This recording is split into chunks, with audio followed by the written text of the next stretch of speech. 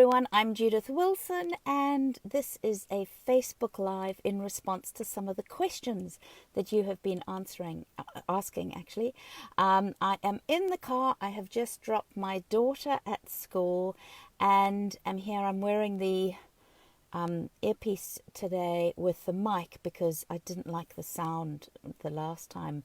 The sound had some weirdness going on. So I'm hoping this is much better for you and you can hear me nice and clearly, because the questions that I wanted to answer in this particular live, and thank you to Tiffany for your question, which was marketing. How do I market myself? And that's a great question because it's so important. Once we have the idea on what we are going to niche into and what we are going to deliver, then it's a whole question of how do I market myself out there. And before I actually talk about the actual marketing, there's another step in the process that's really, really important. And that's getting your avatar right. And your avatar means exactly who you are marketing to, because we don't want to do a shotgun approach. We don't want to do a big, broad sweeps of the brush and just hope for anyone. We want to say, for what I specialize in, who's my ideal client? Who do I really want to target and it be perfectly right for them? So we need to use the language that's correct for that avatar in the marketing that we're then going to do. And this might sound simple and you go, yeah, I know my market is going to be whatever, but it's not quite as simple. And even me, who's been doing this for a long time, I found myself just yesterday catching myself on this, because we had a lead come in and they were a small insurance company. And I was speaking to them and conscious that they were a small insurance company, and then sort of forgot and got a bit carried away. And the person said to me, have you got experience training small insurance companies? And I sort of just heard insurance and got excited. And I said, yes, we have trained Berkshire Hathaway, we have done Genre, we have done all of these companies. And as I was saying it, I realized, as much as those are impressive that you're saying them, my avatar is a small insurance company. And yeah, as much as they want to know that I have done training for Berkshire Hathaway, which of course is impressive, they also need to know that I'm not only going to be thinking about when they've got huge budgets and, how they function as a completely massive international corporate business versus a small local insurance company. So as I was glad I caught myself as I was saying this, because I pulled back and was able to say right the way too. And it's true, we have done small little local insurance companies as well. And so as soon as I caught myself, I was able to say, and a lot of the smaller ones, and I went through examples of who we had done in that smaller space. And afterwards I thought I was glad I picked myself up on that, because if you don't have the avatar in mind the whole time, then it's very easy to just say, look how impressive we are, we've done all of these things, or not talk their language, talk where they think, oh gosh, if you've done those, you must be so expensive and out of our league that we're never going to be able to afford you. Thanks very much, goodbye. And that may not be the case. Okay, so we need to have our avatar, and then the marketing needs to be specific for the avatar. Now, marketing gets me excited because you can be so creative with it, and it literally did change the way I do business. So 20 years ago, when I didn't know something called emotional direct response marketing, so we call it EDRM for short. And this is really what I have perfected using for the training market. This is my forte of saying, how do we take a big concept like EDRM and how do we make it really specific for corporate training, and that's what I love do every day. So when we look at an acronym like EDRM, some of you may or may not be familiar with it, but it completely transformed the way I positioned myself and did business. So it stands for Emotional Direct Response Marketing.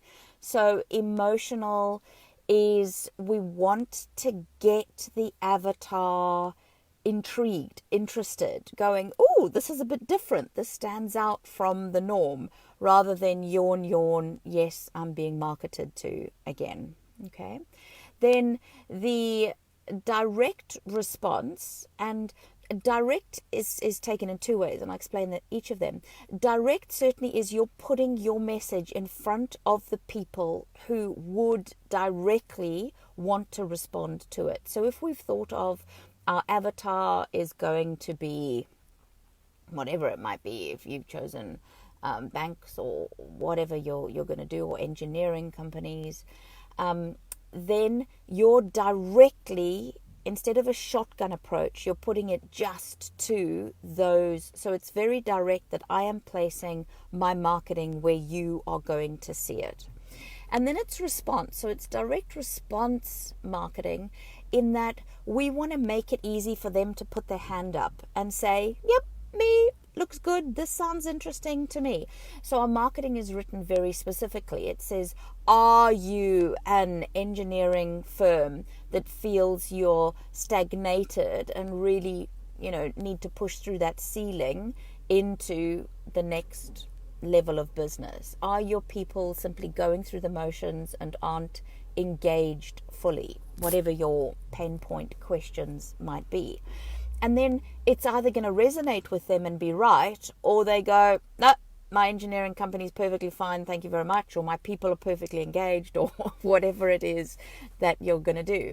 But you're making it easy for those guys to say, interesting, you've caught my attention, and now respond. So they are putting their hand up for something. They're going to say, yes, please tell me more. Send me the video series that you've got, or the free report, or whatever various things that you have thought about doing in your marketing. And these are the things that I teach, as in each of these different ideas you then need to test and measure. And you don't need, one of the mistakes I think people make is to try everything, heaps and heaps and heaps of different marketing ideas. They are trying, a little bit of this and a little bit of this. And if I tell people, and if I speak at events, and if I do this, and if I do networking, and it becomes very bitty and unmeasurable. So I always say, far better to have a few key things. I call it the octopus. So it's 8 different things. And you're going to test and measure the bits that you like and enjoy. Marketing shouldn't be an uphill battle of doing things that you hate. You want it to be the energy and the soul blood of your business. So it needs to be the fun stuff. And if you think of all of the things that you could do out there, you just want to keep 8 at any one time and measure those and say, I'm working on doing any of these. And then, of course, some will go brilliantly and you go, yay, that worked so much. I got clients. That was good. And the other one, oh, no. Then you would pop that one out and pop a new idea into that octopus leg and say, right, I'm now going to give that an idea. And, of course, you do more and more of the ones that are working well. Okay? So it might help here if I give you a couple of examples so that you can get your head around some of what a leg of the octopus might be. And I've got a good example to share with you as a story and to tell you what happened and how it worked so brilliantly for me. But it's a good idea if you have simpler octopus legs as well. So say one to start with might be, I always say, get under your avatar's skin and understanding them by being a member of an association that they are at. Most industries have associations, and you can often join them. They're all too happy to have you as a member very often. Do that, because then you are fishing in the right pond. You're networking and rubbing shoulders and using your octopus leg in the association. So that might be one of your things that says, I'm going to offer to speak at an association event. I'm going to put my hand up and say, would it be useful if I shared in the Facebook group, or join groups on Facebook that you're sharing into that particular industry, and you're working it so that you are positioned as really knowledgeable within that space that you deal with. Okay, so that might be one particular octopus leg. You might say, I'm really going to work Facebook groups and add really great value and give a lot of information so that people start noticing, hey, he or she really knows their stuff in that particular area. So what I'm saying is, instead of trying to do everything under the sun, keep to one particular area in each of the 8. Only 8, because that's manageable. I don't want this to be overwhelming and difficult with too much choice and too many things that you could be doing. So I said I'd tell you a story which really is a fantastic win story, and easy for you guys to do as well. When I first moved to Australia, so we're talking probably 17 years ago, to Sydney, and I knew that I needed to have an accountant. I needed to find an accountant for my business. So I went and interviewed 3. And I say interviewed because I wanted them to be a right fit for me. I didn't want to just take the first accountant I saw on the corner a block away and say, great, you'll do. I wanted to know that they were great for business owners and entrepreneurs, and just could both encourage and guide me, which was what I was needing when I was in a new country. So remember, I didn't have contacts. I didn't have any of the business contacts that I have now. I had, no clients when I first got to Australia. I had to build it up from scratch. And one of the things that worked really well was I hired one of these accountants, and I'd been with him for a few months, and he was a great guy. He was entrepreneurial and open to ideas and things like that. And so one of the marketing tactics that I took was to think, okay, what can I give? I can give fantastic content and training courses. And what does he have? He has a client base of small business owners. And I had a customer service program that I had put together, and I wanted to sell it. And initially it was, an easy thought to say, I'll sell it to small business owners who need to develop their people, who don't have HR teams and training teams and big internal resources. I will go in and help them with training customer service. And so what I did from a marketing perspective was I approached the accountant and I said, how about we do a joint venture together that's win-win? And he said, okay, tell me more. I'm interested. And I said, if you offer an information evening, then for free to your clients, if they are keen to learn what they should be doing from a customer service point in business today, have a free evening. I will do for free an hour session, giving them information, and you can run this at 6 to 7 at night, so people can still get home after that or come straight from their business and their work to the session.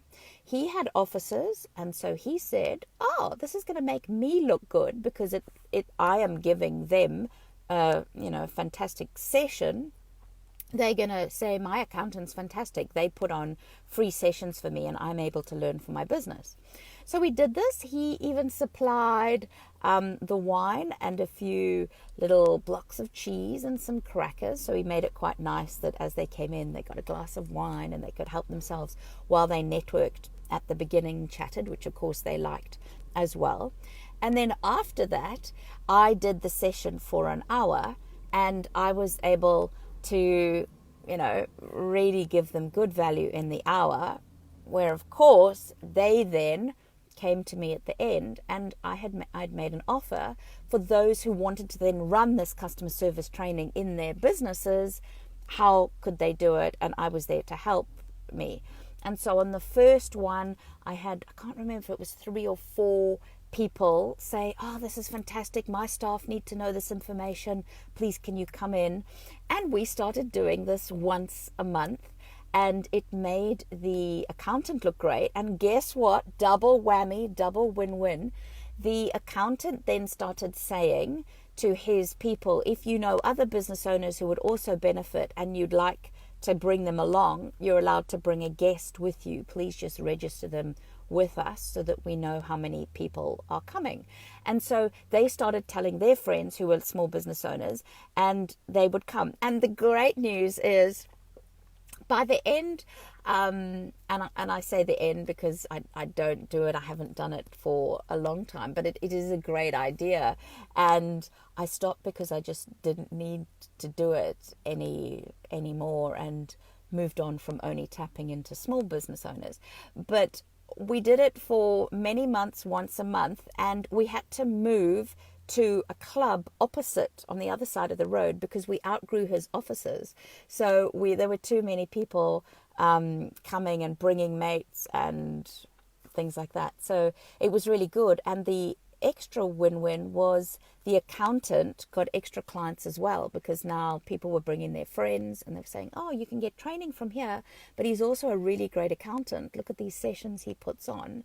And it wasn't costing him very much at all, just a few bottles of wine, which was his idea, and was very generous.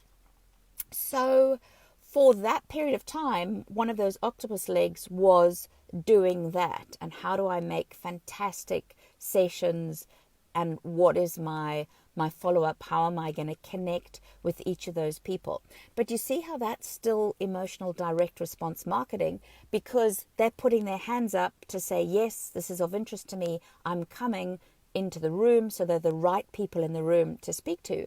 And then at the end, I say, now, if this is of use to you and you'd love your team to be upskilled, and then they're putting their hand up again.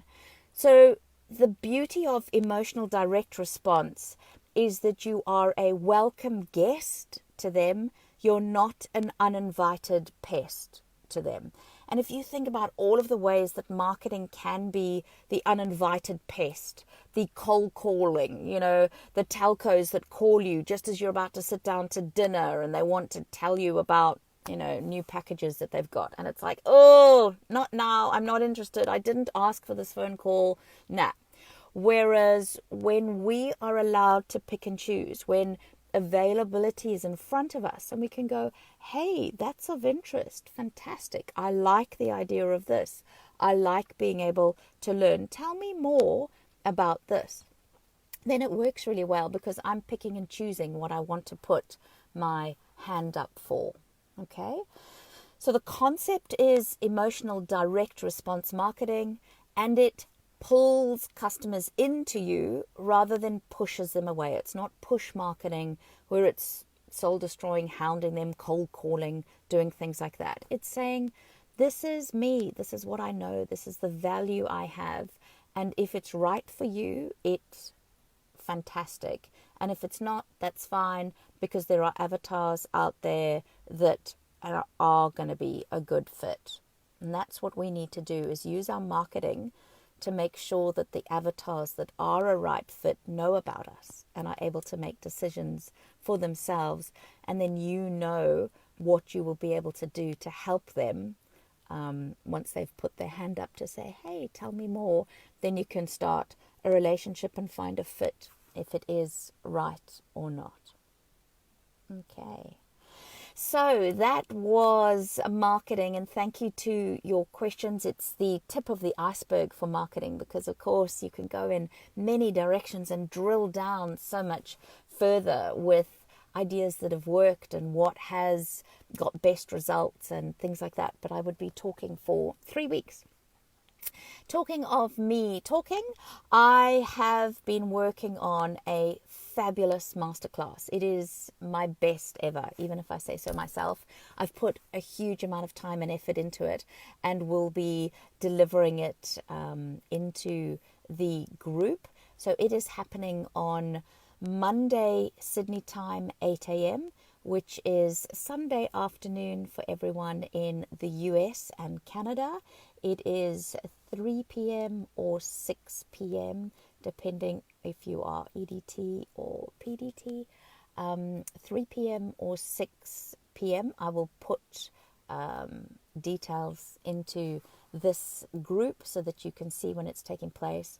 I would so urge you to be on the masterclass, because it is gold. It's great gold that I've gone, what can I do to really share with you how to get started and get going and lead a truly magnificent corporate training lifestyle, which this is all about. And it's my calling to do it myself and help others to do it with me. So I love that I can share that and help people do that.